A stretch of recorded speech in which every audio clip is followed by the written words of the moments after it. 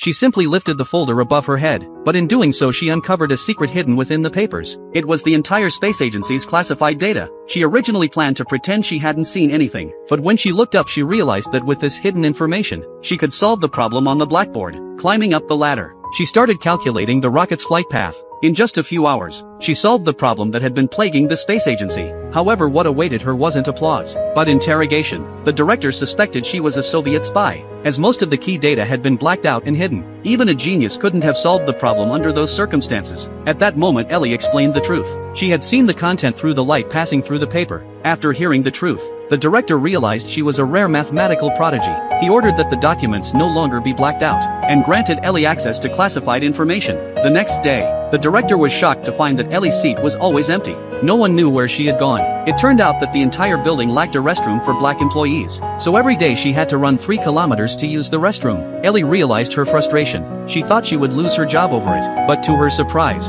the next day the director stood in front of everyone, and took down the sign that read "For black employees only" at the restroom door. He didn't care about skin color, only about ability. This bold move by the director changed the course of American space history, and made Ellie a key figure. Ellie had displayed remarkable mathematical talent since childhood. Her parents took it very seriously and sent her to a top black school. At just 9 years old, she was already attending classes with high school students, but the math problems on the blackboard never stumped her, and even the teachers were impressed by her genius, predicting she had a bright future. However, Ellie's life was not without its challenges. After a chance recommendation, she joined the space agency, but the leadership told her that black women's skirts had to be kneeling, and she was tasked with writing research reports. However, upon entering, she was mistaken for a janitor by her white colleagues. She was forced to report to the secretary's office, where the secretary's attitude became arrogant upon realizing she was black. She was then assigned to check the calculations of her colleagues, who would intentionally black out crucial data before handing the documents to her for review. At one point Ellie suddenly needed to use the restroom. When she asked the secretary where the bathroom was, she was told there was no restroom for black employees. She had no choice but to rush out of the office with the documents in hand, and run several kilometers to the West District for a restroom. Even when she ran as fast as she could, it took her half an hour. She couldn't afford to waste a single moment inside the restroom. By the time she returned to the office, an entire hour had been wasted, and the unfinished documents were piling up. It wasn't until nightfall that she finally completed all her work.